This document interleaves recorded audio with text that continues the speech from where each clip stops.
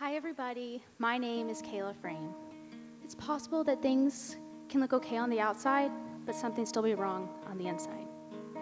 I'm from a great, stable family. As a student at Whitehouse High School, I started my freshman year by taking every honors class and joining every club possible. At 14 years old, I was on the varsity tennis team. From the outside, things look perfect, right? But that wasn't the case. After that freshman year, I was absolutely drained. I felt weak for needing help, but knew something was up.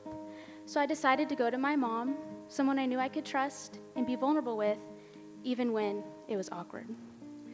I finally gathered up the courage to let her know what was going on.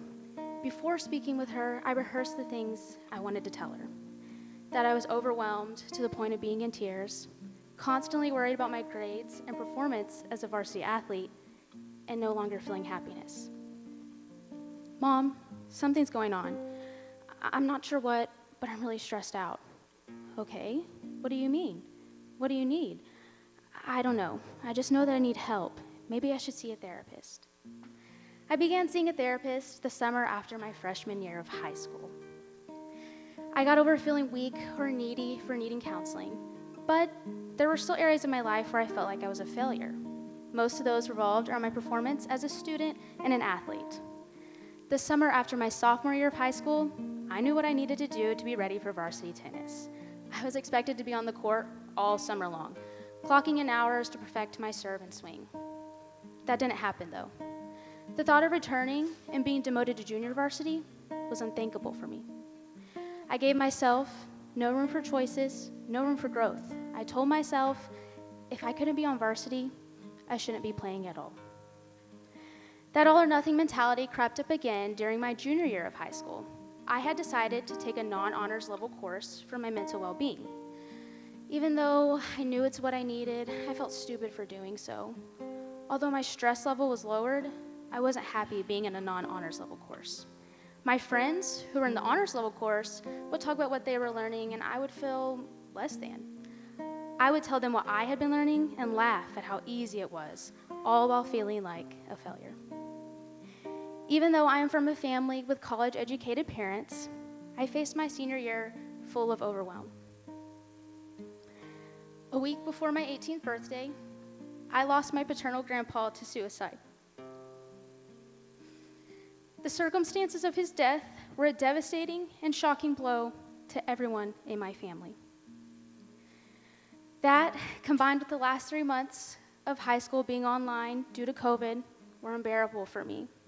During that time, my mental health eroded. The anxiety and depression were taking their toll. I felt the pressure of choosing a college and a major, but came up empty-handed. I put off making a decision until my choices were few. Not knowing what else to do, I decided to take a look at the full-ride scholarship I had received in the mail from Tyler Junior College. Deciding to accept that scholarship, I felt momentary excitement. You see, from what I had heard and soon believed, going to TJC wasn't much of an accomplishment. The people I went to high school with were attending big universities like Texas A&M or UT Austin. I remember my mom bragging about my full ride to TJC and feeling embarrassed because I felt like my accomplishment didn't even compare to the accomplishments others had made. Going to TJC, it changed my life.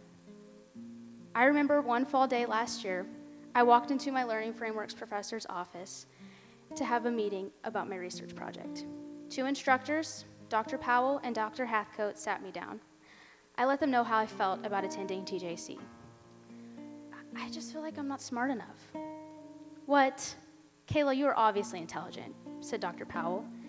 Kaila, you have a natural talent when it comes to research. I have seen your work about student outcomes, and it is exceptional, said Dr. Hathcote.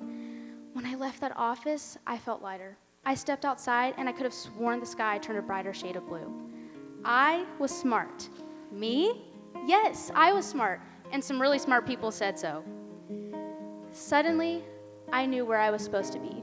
TJC became a school I belonged to and felt proud of. Doors began opening for me, including an incredible internship with young audiences of Northeast Texas. This year, I am a sophomore at TJC. Although I still deal with my anxiety and depression, I have come so far from where I was as that terrified freshman in high school. To keep myself on the positive pathway, I am armed with some helpful truths. I am not a failure, even if it feels like I am. My anxiety and depression will never completely go away, but that doesn't mean I can't live a beautiful life. I am not defined by my anxiety and depression. It's just a part of who I am. It's okay to take a step away from something if it is beneficial to my mental well-being. Mental well-being is just as important as physical well-being. Mental well-being is just as important as physical well-being. Growth takes time, but looking back and seeing how far I've come is worth it. These messages I have received from mentors in my life, like my therapist Molly, my mom Amy, and my dad Darren, are giving me life and health. I hope all East Texans who struggle like me can know the same. Thank you.